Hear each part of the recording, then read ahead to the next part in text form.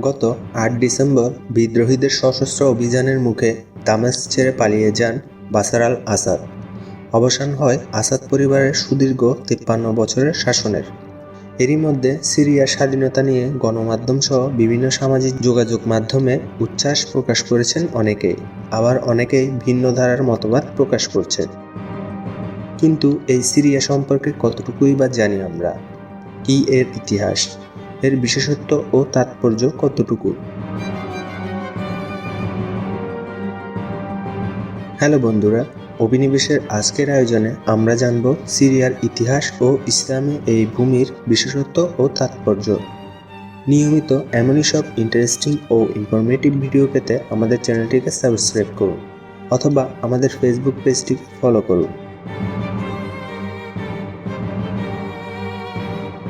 Syria একটি প্রাচীন এবং ঐতিহাসিক দেশ, যা বহু শতাব্দী ধরে বিভিন্ন সভ্যতা ও সাম্রাজ্যের গুরুত্বপূর্ণ কেন্দ্র হিসেবে পরিচিত। এর ইতিহাস অত্যন্ত সমৃদ্ধ এবং জটিল।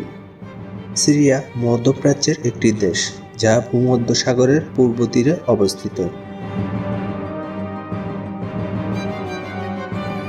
সিরিয়ার ইতিহাস শুরু হয় খ্রিস্টপূর্ব ৩য় সহস্রাব্দে।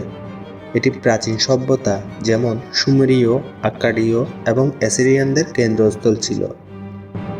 উগারিত নামে একটি শহর ছিল, যা প্রাচীন বিশ্বের গুরুত্বপূর্ণ বাণিজ্য কেন্দ্র এবং লিপির বিকাশের জন্য পরিচিত। খ্রিস্টপূর্ব ১৫০০ থেকে ১০০০ সালের মধ্যে সিরিয়ার উপর মিশরীয়, হিট্টাইট এবং আর্মীয় সংস্কৃতির প্রভাব পড়ে। আর্মীয় ভাষা এই সময়ে সিরিয়ার প্রধান ভাষা হয়ে ওঠে, যা পরে বাইবেলের একটি ভাষা হিসেবে পরিচিতি পায়। খ্রিস্টপূর্ব ১৫৩৯ সালে পারস্য সাম্রাজ্য সিরিয়া দখল করে। পরে আলেকজান্ডার দ্য গ্রেট ৩৩৩ খ্রিস্টপূর্বে এটি দখল করেন এবং গ্রিক সংস্কৃতি ছড়িয়ে দেন। গ্রিক শাসনের সময় সিরিয়া হেলেনিস্টিক সভ্যতার গুরুত্বপূর্ণ অংশ হয়ে ওঠে। ৬৪ খ্রিস্টপূর্বে রোমান সাম্রাজ্য সিরিয়া দখল করে এবং এটি একটি সমৃদ্ধ প্রদেশে পরিণত হয়। খ্রিস্টান ধর্মের বিকাশের সময় এটি অত্যন্ত গুরুত্বপূর্ণ ভূমিকা পালন করে। পরে ১৯৯৫ সালে বাইজেন্টাইন সাম্রাজ্যের অধীনে চলে যায়। ৬৩৪ সালে মুসলিম আরবরা সিরিয়া জয় করে এবং এটি উমাইয়া খেলাফতের কেন্দ্রস্থল হয়ে ওঠে। উমাইয়া শাসনের সময় দামেস্ক বিশ্বের সবচেয়ে সমৃদ্ধ এবং গুরুত্বপূর্ণ শহরগুলির মধ্যে একটি ছিল। ১৫১৬ সালে অটোমান সাম্রাজ্য সিরিয়া দখল করে এবং ১৯১৮ সাল পর্যন্ত এটি তাদের শাসনের অধীনে ছিল। অটোমান শাসনের সময় সিরিয়া প্রশাসনিক ও বাণিজ্যিক কেন্দ্র হিসেবে গুরুত্বপূর্ণ ভূমিকা পালন করে। প্রথম বিশ্বযুদ্ধের পর ১৯২০ সালে সিরিয়া ফ্রান্সের ম্যান্ডেটের অধীনে যায়।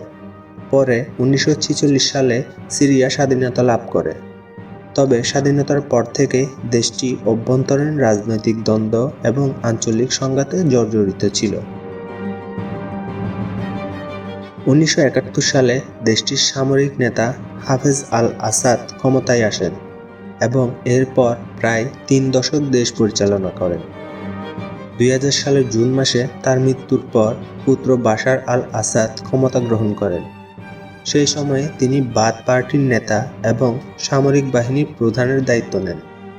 তবে তার শাসনের ১ দশক পর ২০১১ সালে সিরিয়ার জনগণ গণতন্ত্রের দাবিতে আন্দোলনে নামলে তিনি কঠোর দমননীতি গ্রহণ করেন। আন্দোলন বাড়তে থাকলে আসাদ তার বিরোধীদের সন্ত্রাসী বলে অভিহিত করেন এবং দমননীতি জোরদার করেন। এর ফলে দেশটি গৃহযুদ্ধে জড়িয়ে পড়ে। এই যুদ্ধে লাখ লাখ মানুষ নিহত হন। যদিও সিরিয়ার গৃহযুদ্ধে বাশার আল-আসাদ কখনোই বিজয় নিশ্চিত করতে পারেনি, কিন্তু তারপরও তিনি তার সমর্থকদের, বিশেষ করে সংখ্যালঘু আলাওয়াট সম্প্রদায়ের উপর নির্ভর করে ক্ষমতা ধরে রেখেছিলেন।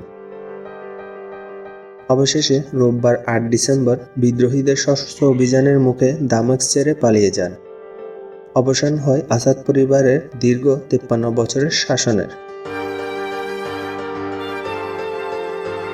সিরিয়ার ইতিহাস শুধু যুদ্ধবিগ্রহ নয়, এটি একটি সাংস্কৃতিক, ধর্মীয় এবং বৈচিত্র্যময় ঐতিহ্যের ধারক। দেশটির ঐতিহ্য আজও বিশ্বব্যাপী মানুষকে মুগ্ধ করে। ইসলামে সিরিয়ার ভূমিকে বিশেষ গুরুত্ব দেওয়া হয়েছে এবং বহু হাদিসে এই স্থানের ফজিলত ও ভবিষ্যৎ সম্পর্কে উল্লেখ রয়েছে। শাম বলতে বর্তমানের সিরিয়া, জর্ডান, লেবানন এবং ফিলিস্তিনের সম্মিলিত অঞ্চলকে বোঝানো হয়। এই অঞ্চলটি ইসলামের দৃষ্টিতে বিশেষ মর্যাদাপূর্ণ। হযরত মুহাম্মদ সাল্লাল্লাহু আলাইহি ওয়াসাল্লাম বলেছেন, হে আল্লাহ, আমাদের ইয়েমেন এবং শামের মধ্যে বরকত দান করুন। এই হাদিসে শামের জন্য আল্লাহর বিশেষ বরকতের দোয়া করা হয়েছে, যা এই অঞ্চলের মর্যাদা নির্দেশ করে। হাদিসে উল্লেখ করা হয়েছে যে শেষ যুগে ইসলামের গুরুত্বপূর্ণ ঘটনাগুলোর কেন্দ্রস্থল হবে শাম। রাসূলুল্লাহ সাল্লাল্লাহু আলাইহি ওয়াসাল্লাম বলেছেন, শেষ সময়ে বিশ্বাসীদের নিরাপদ আশ্রয় হবে শাম। ইসলামী বিশ্বাস অনুসারে দাজ্জালের আবির্ভাবের সময় শাম অঞ্চলে গুরুত্বপূর্ণ ঘটনা ঘটবে। হযরত ঈসা আলাইহিস সালাম দাজ্জালকে হত্যা করতে শামে অবতরণ করবেন।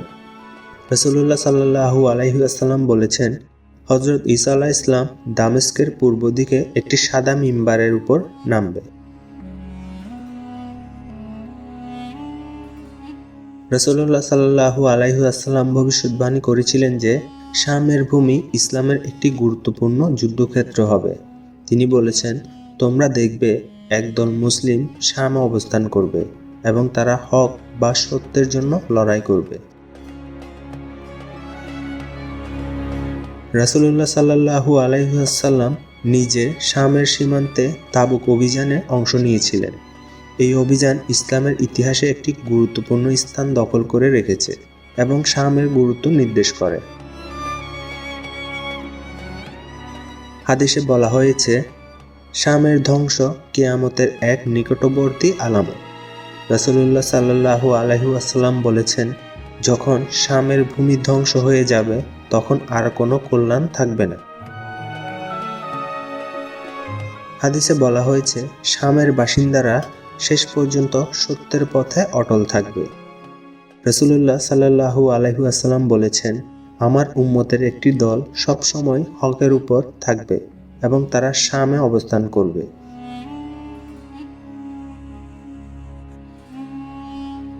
শামের ভূমি ইসলামের ইতিহাসে যেমন গুরুত্বপূর্ণ ছিল, তেমনি ইসলামের ভবিষ্যৎ সম্পর্কিত বহু গুরুত্বপূর্ণ ঘটনাও এই অঞ্চলে সংঘটিত হবে বলে ভবিষ্যদ্বাণী করা হয়েছে। এটি ইসলামের পবিত্র ও বরকতময় ভূমি হিসেবেও বিবেচিত হয়। বর্তমানে যুদ্ধ ও সংকটে থাকা সত্ত্বেও এই অঞ্চলের গুরুত্ব ইসলামের দৃষ্টিতে অপরিসীম।